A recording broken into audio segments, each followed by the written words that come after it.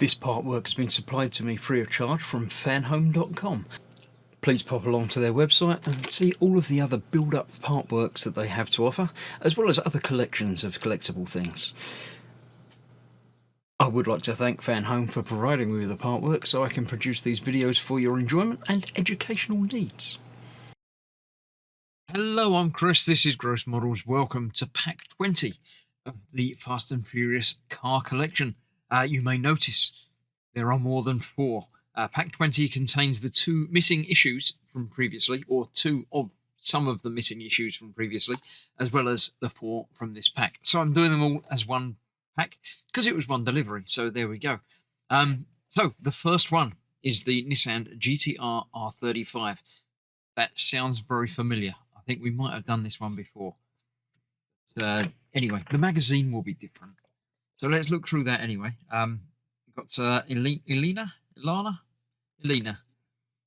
in Fast 5. Prominent role in following movies. Yeah, she was the rookie cop person. Yeah. It's very strange. Sometimes they feature the pictures of the character a lot. Sometimes they don't. And they sort of mention them in passing and then just don't have pictures. So we'll do licensing, I'm sure.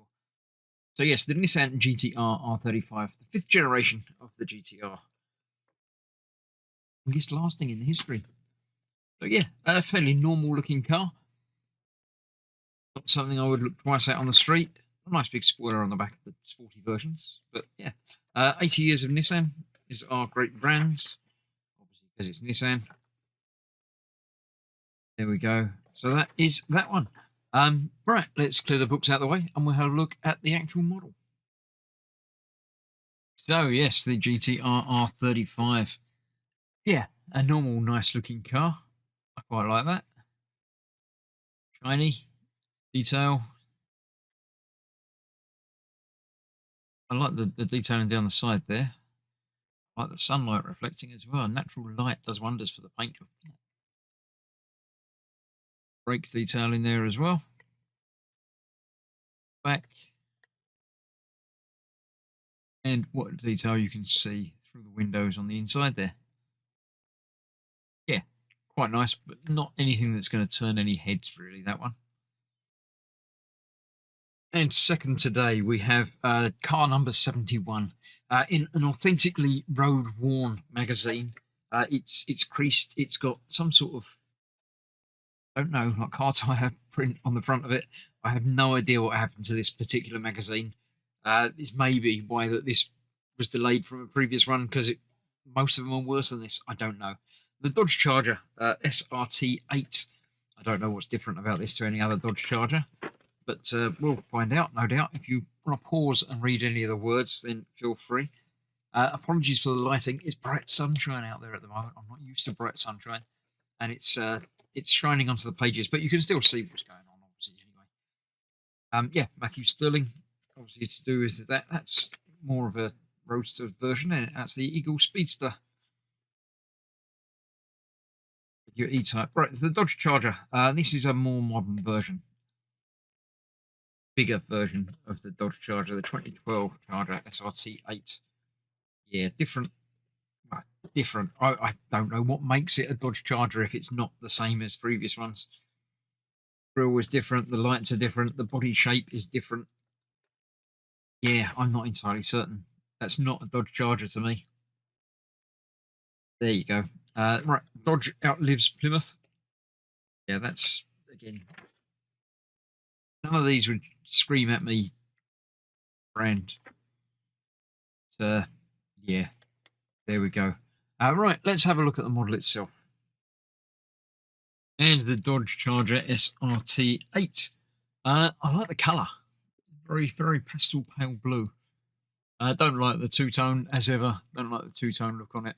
Not sure about the bit sticking up in the boot there as well, either. Sure what that is. As ever, the detail is stunning on these kits. Badges on the side and everything. All looking lovely. Bumpery things at the back. And yeah, you can't see a great deal inside, even though it's got a window top there.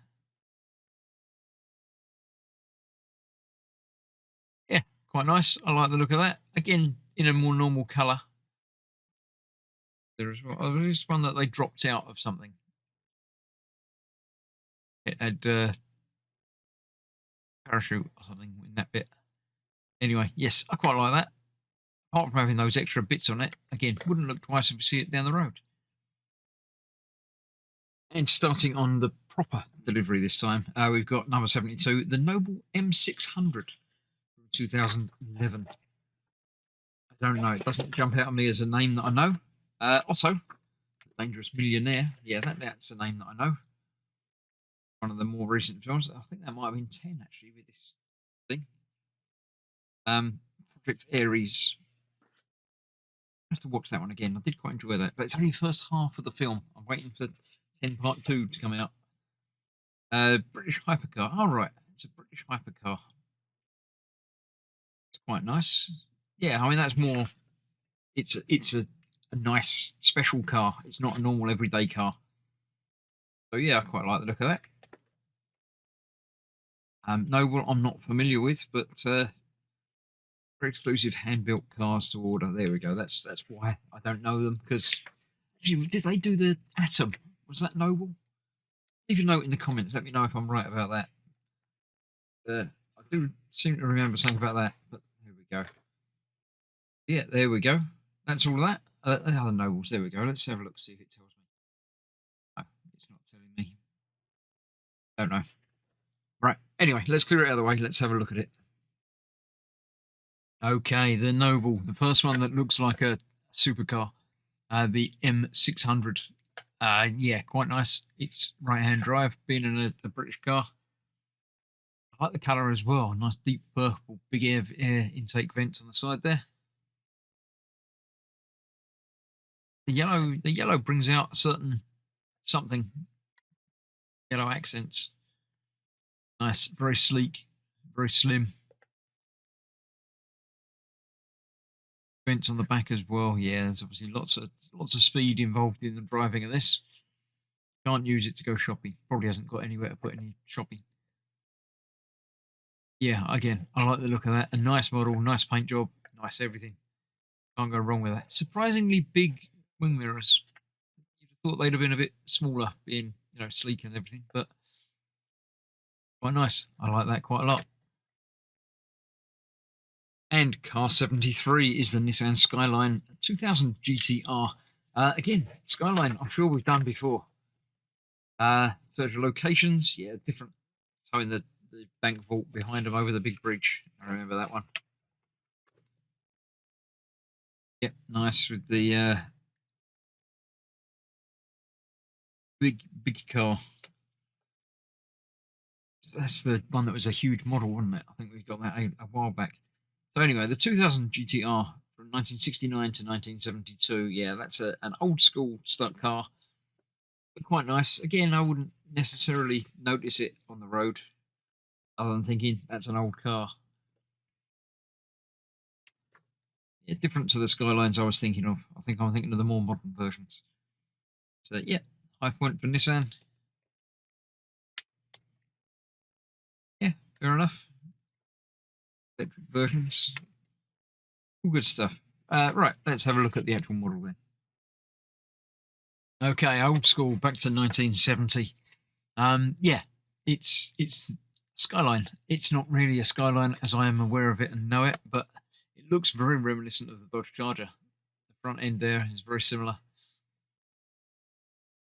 But nice, it's all right. Again, as ever, the model is exceptional. It's got all the details, all the paintwork, and everything just looks stunning on there.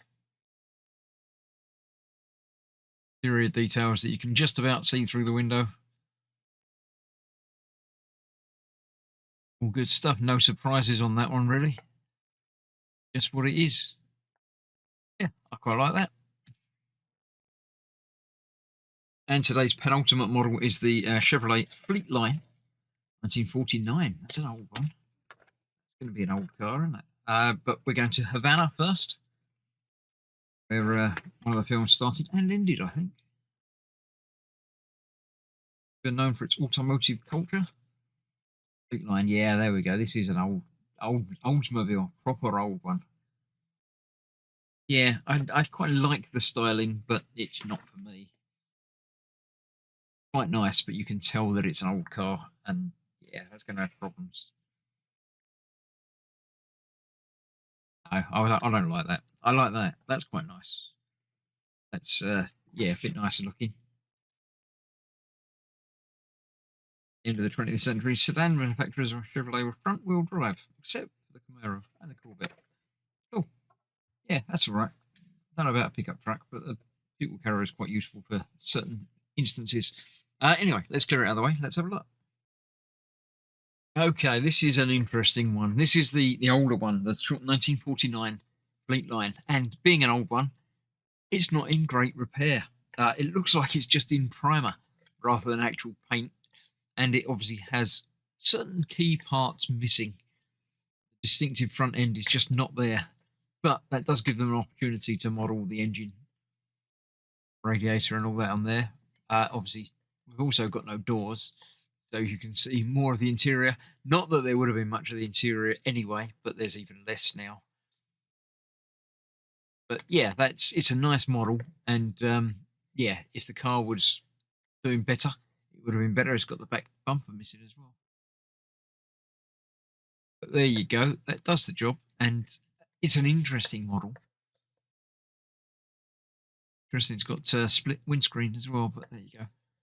So yeah, that is an interesting one I have in the collection, and yeah, you'd be remarked upon if you drove that down the road. It's probably an MOT fail anyway. So, and the last one today, the Jeep Wrangler Unlimited. That's going to be a slightly larger model again. Shielding the team, yeah, tough, powerful vehicles. Seventh movie, introduction of the awesome Jeep Wrangler. Interesting. That's about the car in the first bit. As it's going to be the whole magazine's going to be about it, isn't it? There we go. About that, and about Jeep Wrangler. Yeah, that's the one that everybody's aware of. The Ultimate's just a bigger version. Unlimited, sorry, not Ultimate. Yeah, it's like a bigger version of the Jeep. I quite like that. It would turn heads on the road. Jeep joins the Chrysler Group. Yeah, I mean, obviously the new American Army Jeep is the first one you know. That looks more like a more normal car. I quite like that. So let's clear this out of the way. Let's have a look at the last in today's pack. And the final one in today's pack, slightly larger than the others because it's slightly larger. The Jeep Wrangler Unlimited JK. I don't know if that's for a joke, but yeah, it's armored. It's massive. It's not as big as the other huge thing that The Rock was driving, but it's pretty big. And as ever, nicely modelled. Yeah, the paint job's good. The chrome plates look metallic. Got all the details you would come to expect. Proper luggage rack on that on there. Is that like a solar panel or something on the top?